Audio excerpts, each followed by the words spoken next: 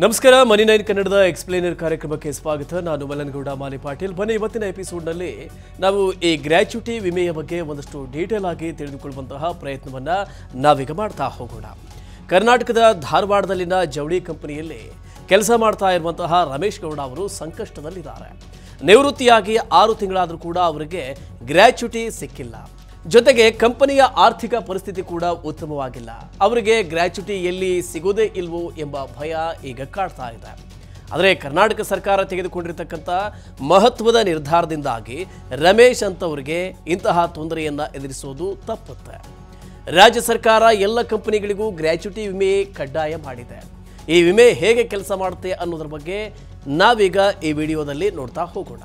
ಆದರೆ ಅದಕ್ಕಿಂತ ಮೊದಲಿಗೆ ಈ ಗ್ರ್ಯಾಚ್ಯುಟಿಯ ಲೆಕ್ಕಾಚಾರ ಮಾಡೋದು ಹೇಗೆ ಅಂತ ನಾವೀಗ ತಿಳ್ಕೊಳ್ಳೋಣ.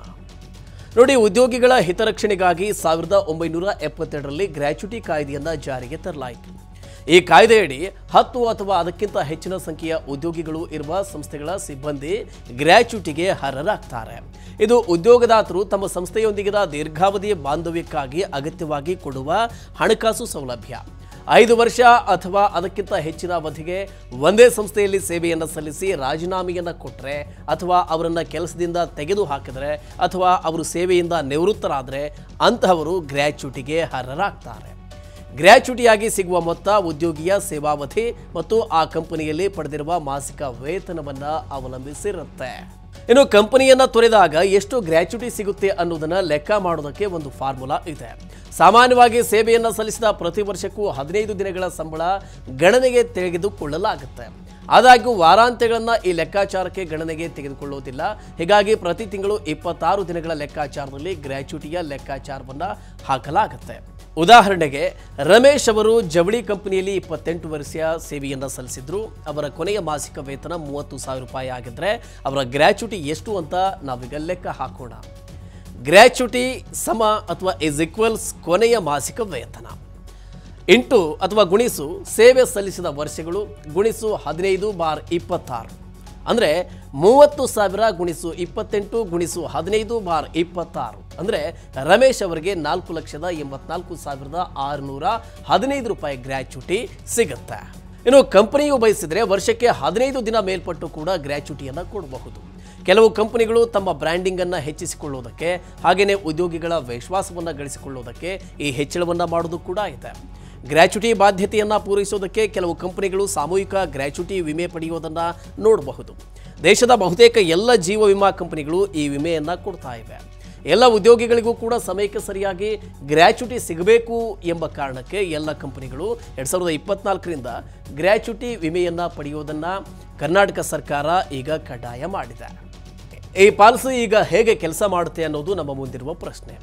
ಇತರ ವಿಮಾ ಕವರೇಜ್ಗಳಂತೆ ವಾರ್ಷಿಕ ಪ್ರೀಮಿಯಂ ಅನ್ನು ಪಾವತಿಸಬೇಕು. ಉದಾಹರಣೆಗೆ, ABC ಎಂಬ ಕಂಪನಿಯಲ್ಲಿ 100 ಜನ ಉದ್ಯೋಗಿಗಳಿದ್ರೆ ಕಂಪನಿಯು ತನ್ನ ಗ್ರ್ಯಾಚ್ಯುಟಿ ಬಾಧ್ಯತೆಗೆ ವಿಮೆಯನ್ನು ಪಡೆದರೆ ಅದು ವಾರ್ಷಿಕ ಪ್ರೀಮಿಯಂ ಅನ್ನು ಪಾವತಿಸಬೇಕು. ಪ್ರತಿ ವರ್ಷ ಉದ್ಯೋಗಿಗಳ ಸಂಖ್ಯೆ ಹೆಚ್ಚಾದ ಹಾಗೆ ಅವರ ವೇತನ ಹೆಚ್ಚಾದ ಹಾಗೆ ಗ್ರ್ಯಾಚ್ಯುಟಿ ಕವರ್ ಕೂಡ ಹೆಚ್ಚಾಗುತ್ತೆ. ಹೀಗಾಗಿ ಪ್ರತಿ ವರ್ಷ ಪಾವತಿಯನ್ನು ಮಾಡಬೇಕಾಗಿರುವ ವಿಮಾ ಪ್ರೀಮಿಯಂನ ಮೊತ್ತ ಕೂಡ ಹೆಚ್ಚಾಗುತ್ತೆ. ಗ್ರ್ಯಾಚ್ಯುಟಿಗಾಗಿನ ವಾರ್ಷಿಕ ಪ್ರೀಮಿಯಂಗಾಗಿ ಕಂಪನಿಗಾಗಿ ಒಂದು ಕಾರ್ಪಸ್ ರೂಪುಗೊಳ್ಳುತ್ತೆ. ಈ ಫಂಡ್ನಿಂದ ಉದ್ಯೋಗಿಗಳಿಗೆ ಗ್ರ್ಯಾಚ್ಯುಟಿಯನ್ನು ಪಾವತಿಸಲಾಗುತ್ತೆ. ಅಂದರೆ ಕಂಪನಿಯು ಆರ್ಥಿಕ ಮುಗ್ಗಟ್ಟಿನಲ್ಲಿ ಸಿಲುಕಿದರೆ ವಿಮಾ ಕಂಪನಿಯು ಉದ್ಯೋಗಿಗಳ ಗ್ರ್ಯಾಚ್ಯುಟಿಯನ್ನು ಪಾವತಿ ಮುಂದುವರಿಸುತ್ತೆ. ಇದರಿಂದಾಗಿ ರಮೇಶ್ ಅಂತವರು ಆತಂಕವನ್ನು ಪಡ್ತಕ್ಕಂಥ ಅಗತ್ಯತೆ ಇರೋದಿಲ್ಲ. ಇನ್ನು ಗ್ರ್ಯಾಚ್ಯುಟಿ ವಿಮೆಗಾಗಿ ಪಾವತಿಸುವ ಪ್ರೀಮಿಯಂನ ಮೊತ್ತವನ್ನು ಖರ್ಚುಗಳಿಗೆ ಸೇರಿಸಿ ಅಷ್ಟು ಮೊತ್ತವನ್ನು ವಾರ್ಷಿಕ ಆದಾಯದಿಂದ ಕಡಿಮೆ ಮಾಡುವುದಕ್ಕೆ ಅವಕಾಶವಿದೆ. ಇದರಿಂದಾಗಿ ತೆರಿಗೆ ಕಡಿತದ ಲಾಭ ಕೂಡ ಸಿಗುತ್ತೆ. ಸರ್ಕಾರಿ ವಲಯದಲ್ಲಿ ನಿವೃತ್ತಿ ಸಂದರ್ಭದಲ್ಲಿ ಸಿಗುವ ಗ್ರ್ಯಾಚ್ಯುಟಿಯ ಮೊತ್ತ ಸಂಪೂರ್ಣವಾಗಿ ತೆರಿಗೆ ಮುಕ್ತವಾಗಿರುತ್ತೆ. ಆದರೆ ಖಾಸಗಿ ವಲಯ ಆಗಿದ್ರೆ ಕೆಲವು ಷರತ್ತುಗಳಿಗೆ ಒಳಪಟ್ಟು 20 ಲಕ್ಷ ರೂಪಾಯಿವರೆಗಿನ ಗ್ರ್ಯಾಚ್ಯುಟಿ ಮೊತ್ತ ತೆರಿಗೆ ರಹಿತ ಆಗಿರಲಿದೆ. ಇನ್ನು ತೆರಿಗೆ ಮತ್ತು ಹೂಡಿಕೆ ತಜ್ಞರಾದ ಬಲವಂತ್ ಜೈನ್ ಅವರಿಂದ ಹೆಚ್ಚಿನ ಮಾಹಿತಿಯನ್ನ ಪಡೆಯೋಣ.